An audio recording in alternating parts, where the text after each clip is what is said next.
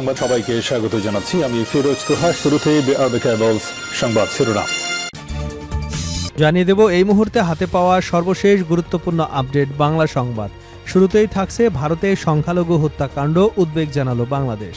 ভারতের সংখ্যালঘু হত্যাকাণ্ড এবং সহিংসতার ঘটনায় গভীর উদ্বেগ জানিয়েছে বাংলাদেশ। এসব ঘটনা নিরপেক্ষ তদন্ত করে জড়িতদের বিচারের আওতায় আনার আহ্বান জানানো হয়। এবারে জানাবো বিএনপিতে যোগ দেওয়া নিয়ে যা বললেন তাসনিম জারা। জাতীয় নাগরিক পার্টি এনসিপি থেকে পদত্যাগ করে দলটির জ্যেষ্ঠ যুগ্ম সদস্য সচিব তাসনিম জারা। এরপরই গুঞ্জন ওঠে বিএনপিতে যোগ দিতে পারেন তিনি। তবে বিএনপিতে যোগ দেওয়ার কোনো সম্ভাবনা নেই বলে সাফ জানিয়ে দিয়েছেন তাসনিম জারা। এদিকে ভোটার তালিকায় অন্তর্ভুক্ত হলেন তারেক রহমান ও তার মেয়ে জাইমা। বিএনপির ভারপ্রাপ্ত চেয়ারম্যান তারেক রহমান ও তার মেয়ে জাইমা রহমান ভোটার তালিকায় অন্তর্ভুক্ত হয়ে গেছেন। বিষয়টি নিশ্চিত করেছেন দলের মিডিয়া সেলের সদস্য শাহরিল কবির খান। জানাবো চাঞ্চল্যকর সংবাদ, হাসনাত আব্দুল্লাহকে চেনেন না বিএনপির প্রার্থী মঞ্জুরুল আহসান। জুলাই অভ্যুত্থানের অন্যতম নেতা, জাতীয় নাগরিক পার্টির দক্ষিণাঞ্চলের মুখ্য সমন্বয়ক ও কুমিল্লা ৪ আসনের সংসদ সদস্য প্রার্থী হাসনাত আব্দুল্লাহকে চেনেন না বলে মন্তব্য করেছেন একই আসনের বিএনপি থেকে মনোনীত প্রার্থী ইঞ্জিনিয়ার মঞ্জুরুল আহসান মুন্সি। এবারে থাকছে জামায়াতের সঙ্গে নির্বাচনী সমঝোতায় কর্নেল অবসরপ্রাপ্ত অলির এলডিপি। জামায়াত ইসলামীর সঙ্গে নির্বাচনী আসন সমঝোতায় এলেন লিবারেল ডেমোক্রেটিক পার্টি এলডিপি সভাপতি কর্নেল অলি আহমেদ।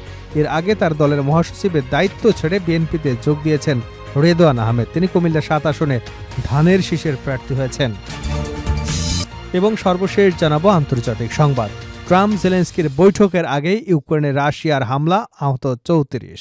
ইউক্রেন রাশিয়ার যুদ্ধের অবসানে যুক্তরাষ্ট্রে বৈঠকে মিলিত হবার কথা রয়েছে মার্কিন প্রেসিডেন্ট ডোনাল্ড ট্রাম্প এবং ইউক্রেনের প্রেসিডেন্ট ভলোদিমির জেলেনস্কির। তবে তাদের বৈঠকের আগে কিয়েভে হামলা চালিয়েছে রাশিয়ার সেনাবাহিনী। এ ঘটনায় অন্তত ২ জন নিহত এবং আরও ৩২ জন আহত হয়েছে। এতক্ষণ শুনছিলেন সংবাদ শিরোনাম, এবার থাকছে বিস্তারিত সংবাদ। প্রিয় দর্শক, আপনি যদি এই চ্যানেলে নতুন হয়ে থাকেন, ভিডিওটি দেখতে দেখতে চ্যানেলটি সাবস্ক্রাইব করে আমাদের সঙ্গে থাকুন। আর এই ভিডিও সম্পর্কে আপনি আপনার মূল্যবান মতামতটি কমেন্ট বক্সে জানিয়ে দিন। আর দর্শক, জানিয়ে দিন ভিডিওটি কোন জেলা থেকে দেখছেন। ভারতের সংখ্যালঘু হত্যাকাণ্ড, উদ্বেগ জানালো বাংলাদেশ। ভারতের সংখ্যালঘু হত্যাকাণ্ড এবং সহিংসতার ঘটনায় গভীর উদ্বেগ জানিয়েছে বাংলাদেশ। এসব ঘটনা নিরপেক্ষ তদন্ত করে জড়িতদের বিচারের আওতায় আনার আহ্বান জানানো হয়েছে। রোববার পররাষ্ট্র মন্ত্রণালয়ের মুখপাত্র এস.এম. মাহবুবুল আলম এই উদ্বেগের কথা জানান। মন্ত্রণালয়ের মুখপাত্র পাবলিক ডিপ্লোম্যাসি উইংয়ের মহাপরিচালক এস.এম. মাহবুবুল আলম বলেন, ভারতে মুসলিম, খ্রিস্টান সহ অন্যান্য সংখ্যালঘু সম্প্রদায়ের বিরুদ্ধে নৃশংস হত্যাকাণ্ড, গণপিটুনি, নির্বাচন বাধাগ্রস্ত করা এবং ধর্মীয় অনুষ্ঠান বিঘ্ন করবার ঘটনায় ঢাকা গভীরভাবে উদ্বিগ্ন। তিনি বলেন, চলতি মাসে উড়িষ্যায় চুরির অভিযোগে জুয়েল রানা নামের এক মুসলিম যুবককে নৃশংসভাবে হত্যাকাণ্ড, বিহারে মোহাম্মদ আতাউর হোসেন হত্যাকাণ্ড, কেরালায় বাংলাদেশি সন্দেহে এক নারী ব্যক্তিকে পিটিয়ে হত্যাকাণ্ড এবং বিভিন্ন স্থানে মুসলিম ও খ্রিস্টানদের বিরুদ্ধে একাধিক গণহিংসা ও হামলার ঘটনা ঘটেছে। মন্ত্রণালয়ের মুখপাত্র বলেন, বাংলাদেশের দীর্ঘদিনের সাম্প্রদায়িক সম্প্রীতির ঐতিহ্যকে ভুলভাবে উপস্থাপন করে এমন যে কোনো বিভ্রান্তিকর, অতিরঞ্জিত বা উদ্দেশ্য প্রণোদিত বর্ণনা সরকার স্পষ্টভাবে প্রত্যাখ্যান করে। তিনি আরও বলেন, ভারতীয় মুখপাত্রের মন্তব্য বাস্তবতার প্রতিফলন নয়। তিনি বলেন, বিচ্ছিন্ন কিছু অপরাধমূলক ঘটনাকে পদ্ধতিগতভাবে হিন্দু সম্প্রদায় নিপীড়ন হিসেবে উপস্থাপনের চেষ্টা লক্ষ্য করা যাচ্ছে এবং এগুলোকে ব্যবহার করে ভারতের বিভিন্ন অংশে বাংলাদেশ বিরোধী মনোভাব উস্কে দেওয়া হচ্ছে। মাহবুবুল আলম বলেন, কিছু মহলে আমরা বাছাইকৃত এবং ন্যায্য পক্ষপাত লক্ষ্য করছি, যেখানে বিচ্ছিন্ন ঘটনাগুলোকে বাড়িয়ে দেখানো, বিকৃতভাবে উপস্থাপন, প্রচার করে সাধারণ ভারতীয় জনগণকে বাংলাদেশ, ভারতের বাংলাদেশি কূটনৈতিক মিশন এবং অন্যান্য প্রতিষ্ঠানের বিরুদ্ধে উস্কানি দেওয়া হচ্ছে। ভারতের পররাষ্ট্র মন্ত্রণালয়ের মুখপাত্র যে ব্যক্তির উদাহরণ দিয়েছেন তিনি তালিকাভুক্ত একজন অপরাধী ছিলেন। একথা উল্লেখ করে আলম বলেন, এই ব্যক্তি তার এক মুসলিম সহযোগীর সঙ্গে চাঁদাবাজির সময় নিহত হন। পরে ওই সহযোগীকে গ্রেপ্তার করা হয়েছে।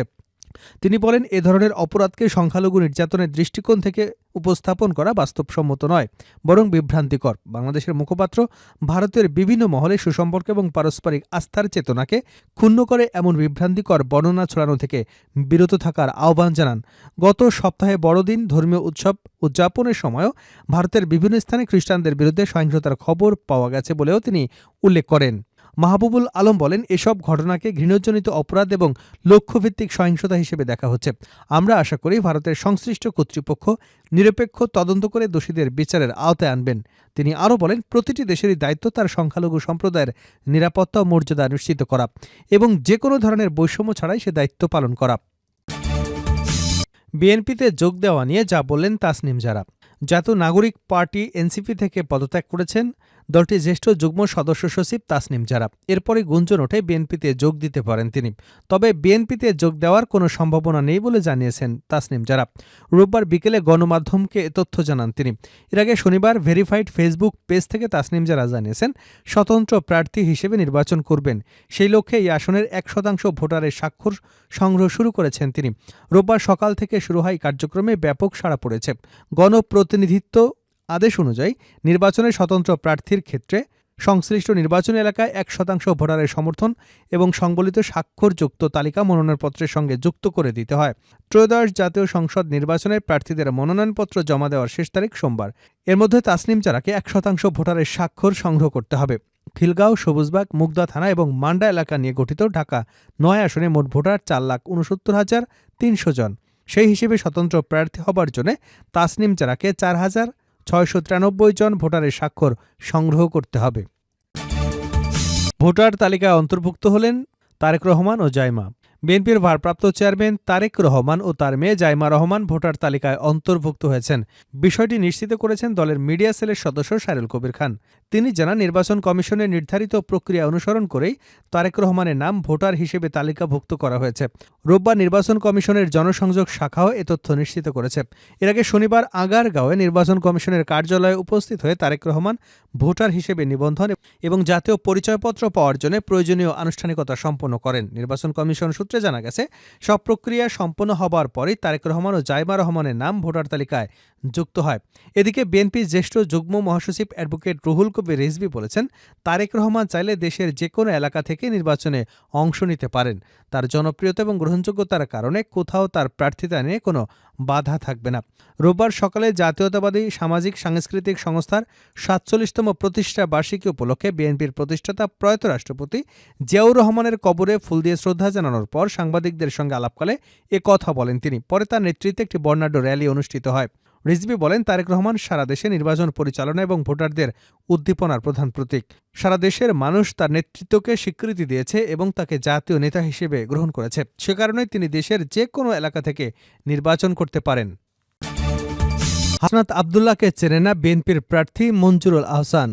জুলাই গণঅভ্যুত্থানের অন্যতম নেতা জাতীয় নাগরিক পার্টির দক্ষিণাঞ্চলের মুখ্য সমন্বয়ক ও কুমিল্লা 4 আসনের সংসদ সদস্য পদপ্রার্থী হাসনাত আব্দুল্লাহকে চেনেন না বলে মন্তব্য করেছেন একই আসনের বিএনপি থেকে মনোনীত প্রার্থী ইঞ্জিনিয়ার মঞ্জুরুল আহসান মুন্সি। রোববার দুপুরে কুমিল্লা জেলা প্রশাসকের কার্যালয়ের সামনে সাংবাদিকদের প্রশ্নের জবাবে তিনি এমন কথা বলেন। হাসনাত আব্দুল্লাহর সঙ্গে প্রতিদ্বন্দ্বিতার প্রশ্নে মঞ্জুরুল আহসান মুন্সি বলেন, হাসনাত আব্দুল্লাহকে তো আমি চিনিই না, এ পর্যন্ত কোনোদিন দেখা হয়নি।